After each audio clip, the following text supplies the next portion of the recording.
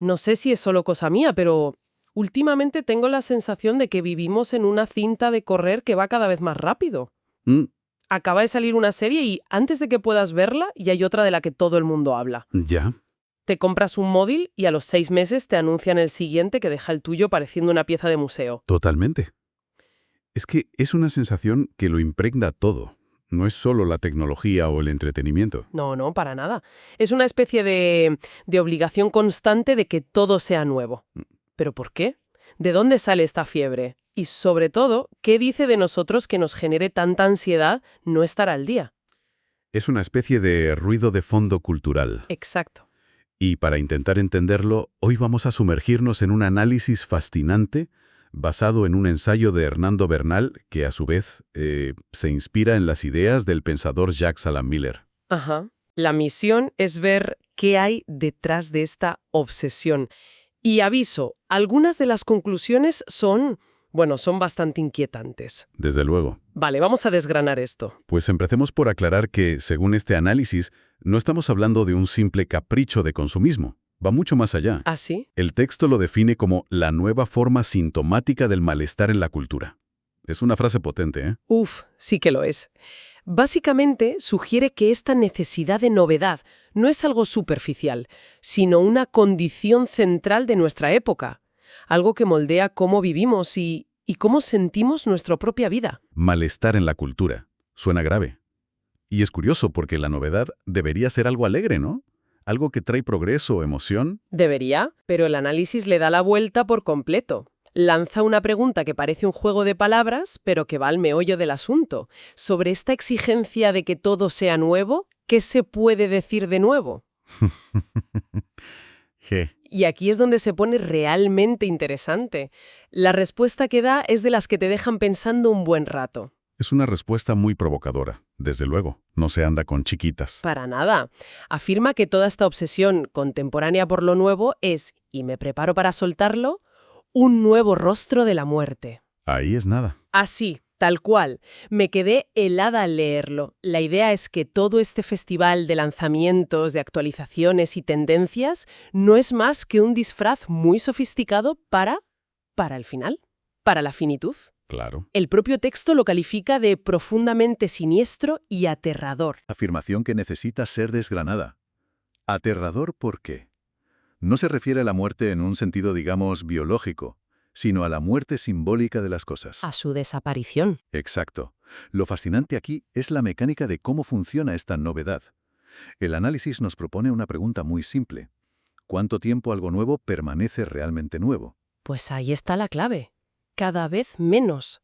Es que es ridículo. Poquísimo. Recuerdo la emoción de comprar el primer smartphone con una cámara decente. Parecía magia. Y hoy ves esas fotos y dices, ¿pero esto qué es? Ya. El ciclo de vida de lo nuevo se ha acortado de una forma brutal. Lo que hace un año era vanguardia, hoy es como mucho funcional. Y en 2 años es un trasto que guardas en un cajón. Literalmente. Exacto. Ese cajón es la metáfora perfecta. Todos tenemos un cementerio de tecnología en casa. Un cajón lleno de cargadores que no sirven para nada, de móviles viejos. De reproductores de MP3. Son los cadáveres de la novedad. El análisis habla de la aceleración de la decadencia de toda novedad. La velocidad a la que algo se convierte en obsoleto, en basura, es cada vez mayor. Pero, a ver, déjame hacer de abogada del diablo. ¿No podría ser esto simplemente una señal de progreso? Bueno, El ingenio humano avanza tan rápido que lo de ayer se supera mañana. ¿No es eso algo bueno? ¿Una celebración de nuestra capacidad de innovar más que un miedo a la muerte? es una perspectiva válida, y de hecho es la narrativa oficial, la del progreso. Pero este análisis propone mirar el efecto psicológico que tiene en nosotros. Ajá. La celebración del ingenio es una cara de la moneda. La otra es la creación constante de desecho.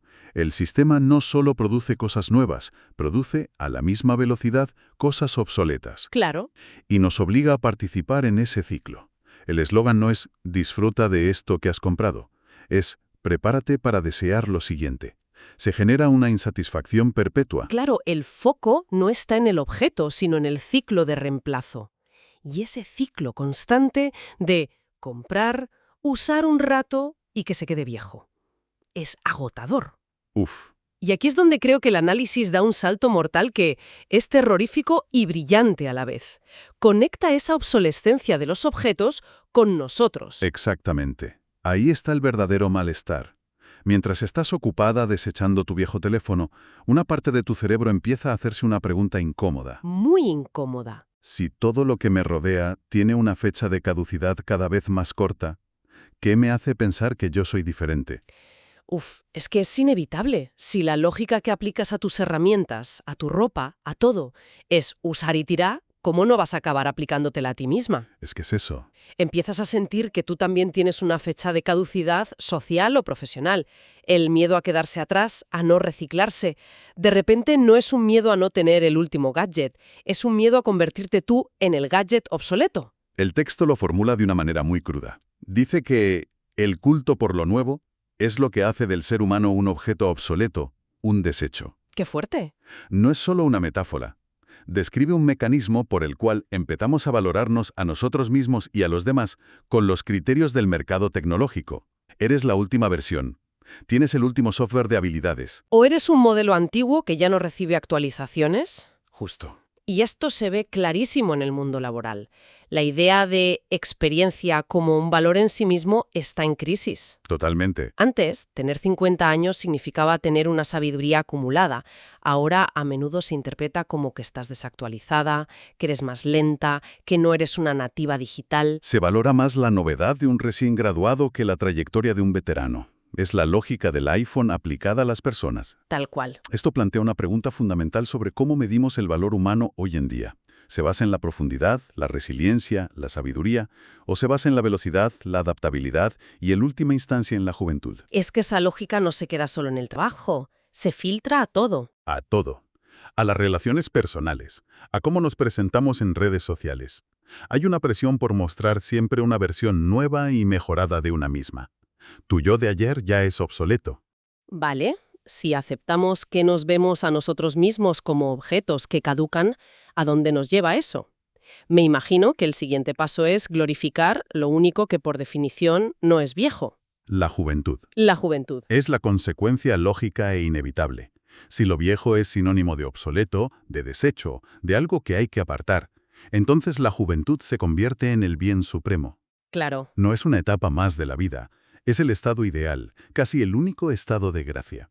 El análisis lo señala como uno de los síntomas más evidentes de nuestra cultura, un auténtico culto a la juventud. Un culto que está por todas partes. Abres Instagram y es un desfile de cuerpos y caras perfectas de veinteañeros. Ves las películas y los protagonistas rara vez pasan de los 35. A no ser que la película trate precisamente sobre hacerse viejo, como si fuera un género de terror. Exacto. Se vende la juventud como el único momento de plenitud y todo lo que viene después es una especie de epílogo melancólico. Y aquí es muy interesante la perspectiva histórica que introduce el texto. Menciona que las generaciones anteriores podían envejecer con tranquilidad. Con tranquilidad. Ojo, no dice que fuera fácil, pero sí que había una cierta aceptación social. La vejez conllevaba un rol, un estatus. El abuelo o la abuela de la familia eran depositarios de la memoria, de la experiencia. Había un valor social en las arrugas, por así decirlo. Sí, Hoy en día, una arruga es un fallo del sistema que hay que corregir inmediatamente. exacto. El análisis contrasta esa tranquilidad del pasado con lo que llama la desesperación ante el envejecimiento. Fíjate en la palabra, desesperación. Es muy fuerte. No es una simple preocupación, es un pánico cultural. Un pánico a mostrar los signos del tiempo, porque, bajo esta lógica, esos signos se leen como una prueba de que estás perdiendo tu valor, de que te estás convirtiendo en un producto caducado. Y claro, si hay una demanda tan desesperada, enseguida aparece una oferta. Por supuesto. Aquí es donde entra en juego la tecnología, pero no la de los móviles, sino la que se aplica al cuerpo. Efectivamente. El texto apunta directamente a la ciencia de la cosmética con sus cirugías plásticas. Y es importante aclarar que no hace un juicio moral sobre ellas, ¿eh? No, claro, las analiza como un fenómeno. Exacto. Como un fenómeno cultural. Son las herramientas perfectas que materializan este rechazo a envejecer. Si el problema es parecer viejo, la ciencia te ofrece una solución para parecer nuevo otra vez. ¿Pero es una solución ¿O es una forma de rendirse a esa tiranía? Porque parece que la presión no es igual para todos. No, en absoluto. Un actor de Hollywood puede tener canas y se dice que está interesante, pero una actriz con la misma edad se enfrenta a una presión brutal para que no se le note el paso del tiempo. Absolutamente. Este síntoma cultural está fuertemente marcado por el género. La exigencia de novedad física recae de forma desproporcionada sobre las mujeres. Sin duda. Y la industria cosmética y quirúrgica no crea esta presión de la nada, pero la detecta, la amplifica y le ofrece un catálogo de soluciones. Te venden la promesa de que puedes detener el tiempo, de que puedes mantener esa apariencia de novedad indefinidamente. Y al hacerlo, refuerzan la idea de que envejecer no es algo natural. Sino un problema que se puede y se debe arreglar. Se cierra el círculo. Empiezas con la ansiedad de que tu móvil se quede viejo y acabas sintiendo que tu propia cara se está quedando obsoleta. Es un mecanismo perverso. La tecnología te ofrece una solución para la ansiedad que la propia lógica de la tecnología ha creado. Cierra el círculo a la perfección. La demanda cultural de novedad y el miedo a la obsolescencia personal encuentran en la cosmética una respuesta tangible y, sobre todo, visible. Y lo que era una opción personal se convierte casi en una obligación social para seguir siendo relevante. El síntoma se consolida y se normaliza. Vale, a ver si lo he entendido todo.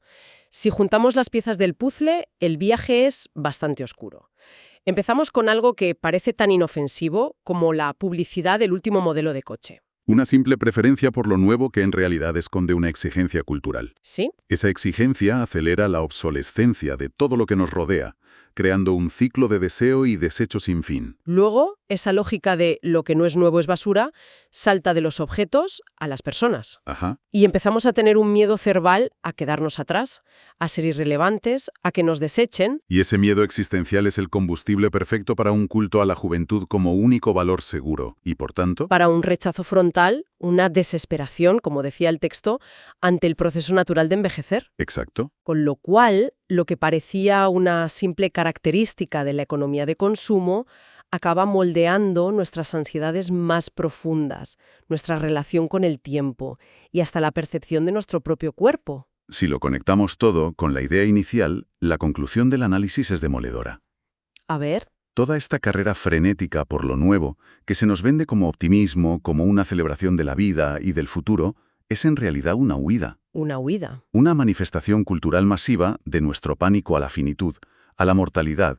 Corremos hacia la siguiente novedad para no tener que pararnos a pensar que todo, absolutamente todo, y sobre todo nosotros, tiene un final. Es una huida hacia adelante que paradójicamente nos rodea de recordatorios de ese mismo final.